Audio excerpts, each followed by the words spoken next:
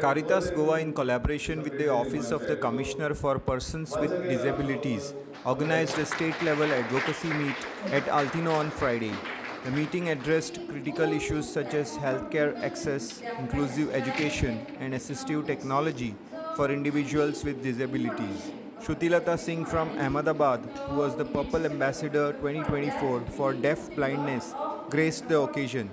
After the state level meet, senior journalist and disability rights activist Prakash Kamat Deafblind interacted with community. Shrutilata Singh. And with me here is today's chief guest, Shruti Singh, who was incidentally Purple Festival ambassador for deafblind community in International Purple Festival 2024.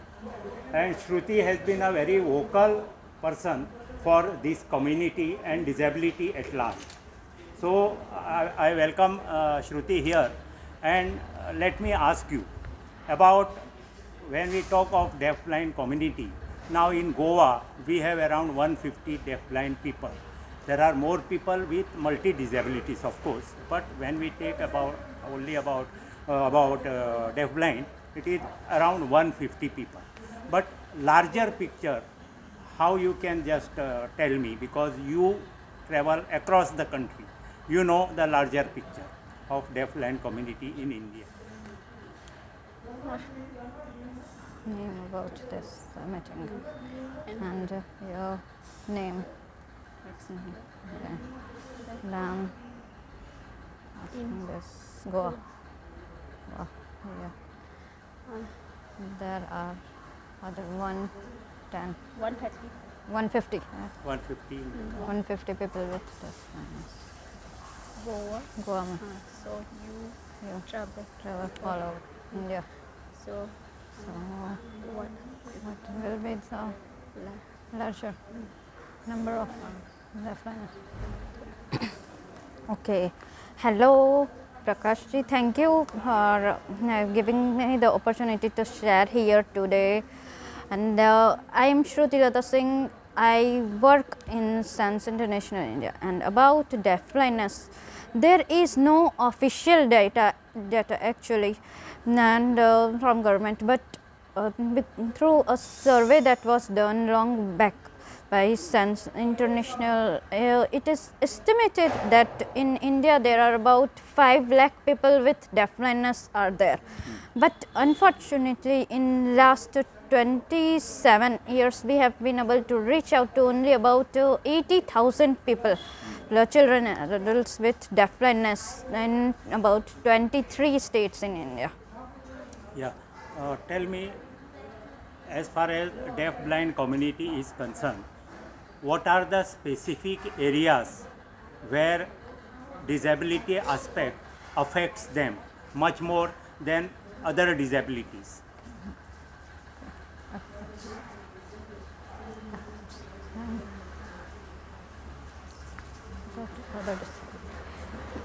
Okay. First of all, we need to understand deafblindness. Deafblindness is a combination of dual sensory loss, that is vision and hearing impairment. It is different than blindness, low vision, and hearing impaired or being deaf. In combination, now usually when we say the word deafblindness, people think about those who are total deafblind, like Helen Keller or the person in movie Black and all. But deafblindness itself is has diverse, and some may be total deafblind, or others may have profound vision loss, and then some partial hearing, or vice versa, some profound hearing loss and then partial vision, and then others have progressive deafblindness. That is, which means that when they are growing up, their vision and hearing slowly decrease with time. So, keeping all these in mind, the major challenge that we face is the communication issue, that because of which we are not able to get the information like other people do. Like blind people are able to hear and can get the information through audio inputs. So deaf people can see sign language from distance, and then they are able to get the information. Still, if they are just hearing impaired and still able to hear about partial things, then they are still able to do a lot. But when we combine both senses, then a lot more challenges are there. Now, after communication, then comes the socialization and all. So, because of which people are not able to socialize, they are just left out. And Exclusion. yeah, excluded, and excluded even in the disability community. Correct. Now, you see, if there earlier it used to happen with many people with deafblindness, when they used to visit blind school, they denied them admission. Correct. And the same in the hearing impaired school. Yeah. So where would they go? They need braille, sign language, both. So, and technology is also, which is very much needed for them, like for total deafblindness, the refreshable braille device, if they learn to use it, then they can use smartphone and the computer, laptop independently and do everything like others.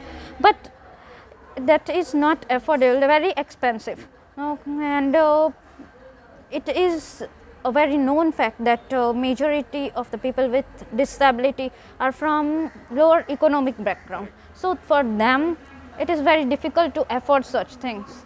So that is why, compared to other disability, people with deafblindness face more challenges. Correct. As you rightly said, technology is empowering, but its affordability part is difficult, because people come from poor communities and they can't afford the technology part of it. So education wise also this community must be suffering, right? Yeah.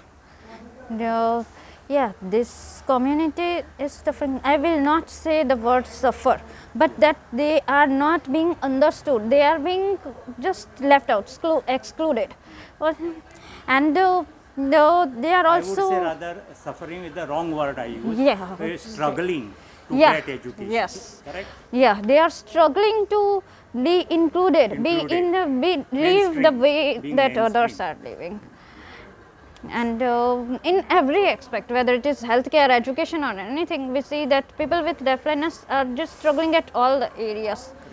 Shruti, in such scenario, a person like you, who is educated, who is, you were an ambassador for Purple Fest, means, you are one of the evolved person in the community. So, can you tell us about your success story, if I call it? Yeah. First of all, I would say that behind my success, there are many people. It was not only my effort. Yeah. First is my family. They understood that I was struggling with something vision and hearing. They used to take for checkups, and I am lucky that my mom is also a doctor. So she will take me for checkups, and she was very strict also.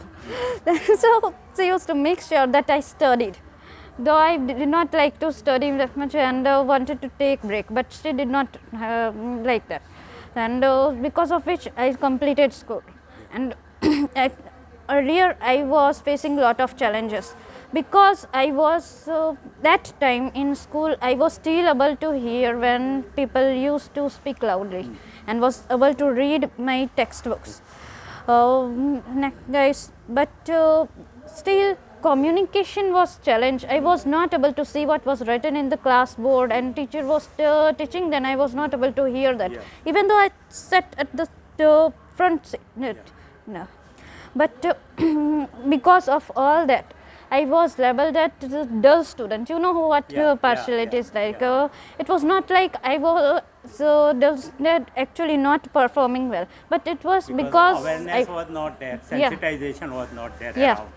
And also I was not getting the support that I needed. School mein.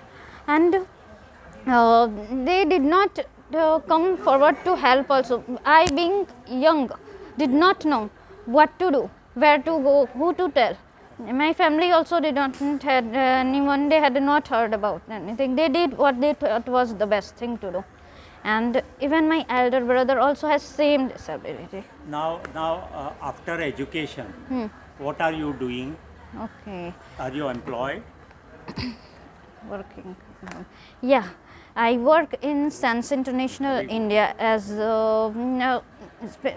designated as a senior specialist network support, but I look after the advocacy part.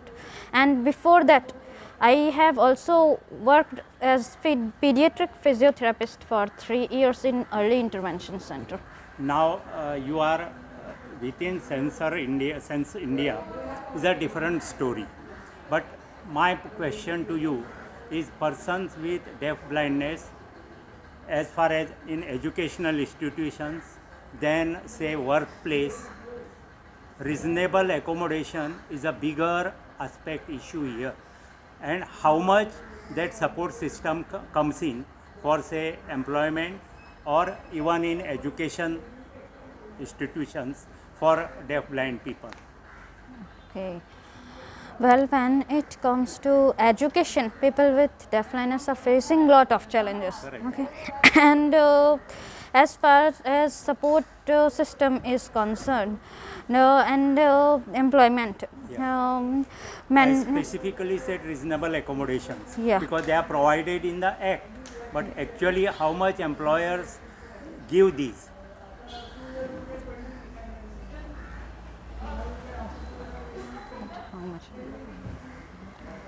yeah. First of all, that people with deafblindness themselves are not aware where to apply for work.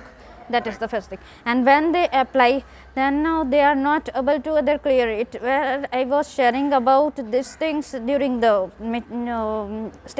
meeting today, and the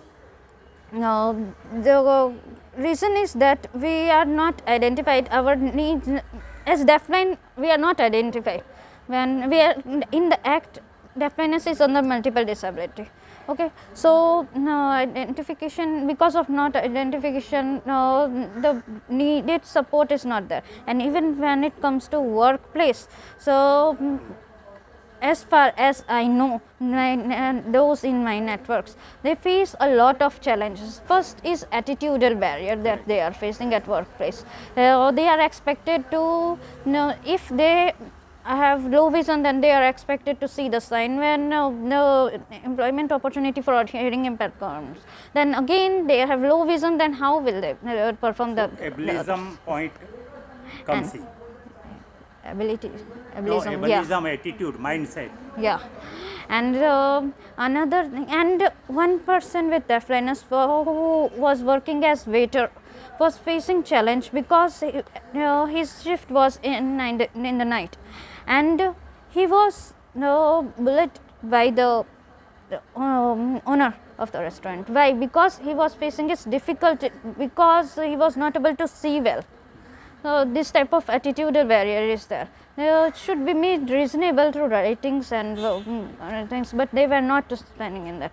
And another thing, it is known fact also that companies think that it is very expensive to make a workplace accessible for people with disability. If they think it about the general disability people, then think what about the deafblind community? They need more support in terms of communication and all. I am working in an organization that is advocating for inclusion of people with deafblindness. So I have an inclusive environment. All the colleagues are trained in sign language after joining, at least the basic sign. And I am provided the reasonable accommodation like the gadgets that I need and all. But in other people's case, they are not being provided by the owner. They don't even want to spend in that. And so most of them, though they have the talent, are forced to do even the lower level of work that they get because of the mindset of ableism and all. So support system is not there, where technology is there but not being provided, and then Affordability comes in picture. And Affordability. yeah, affordability, it is the biggest challenge. And then we need trained people who can train us. And again, when I had joined Sense, I didn't know much about computer and all, but I was encouraged to do it. I was encouraged to take up work and was taught basic things, so that I could, now I work at the equal level to others. And just imagine that if the same support is given to other people with deafblindness, same opportunity, then they can also do a lot better, right? Yeah. So I would like you to give a word of advice to young people in deaf-blind community and also to the society at large for being aware and inclusive about deaf-blind people. A word of advice from you. Okay. My advice is always simple. First, to the deafblind youth themselves is to understand themselves first. That first accept the disability, acknowledge it, and look for solution, raise the voice, and don't sit shyly. Now, other disabled community are much ahead because they are active and sharing. So, we also need to understand where we are lacking. Correct. And we should not be afraid of voicing about ourselves, and we should come together and speak together, and also make more examples. We need more role models. I cannot be the only one. We need more people to prove that we are able, and we don't need to prove every time. We need to show them that we can do that at a local level. And for youth in general, I would like to say that they should be motivating for other people with deafblindness and those people with disability in general also. They should be encouraging and providing opportunities, and most importantly, they should not shy away from coming forward to learn their language, learn their way of understanding, so that they can support better. If a person with deafblindness is able to communicate and share with others, then they can do a lot of things. I have experienced that. I will not say that young people especially, are not keen to learn that, but they need examples to go for it.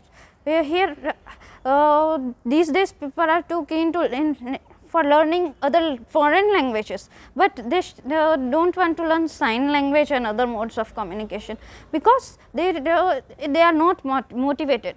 But if they are able to learn the basic, even the basic, then they will be able to communicate. I have been staying with girls, my friends who don't have any disability, but they had been able to communicate with me all the time because they learned basic sign for me.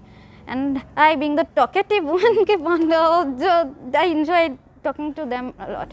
And so I feel that the people not like they don't want to, but they do need the motivation. So keep making the motivation for everyone and support each other.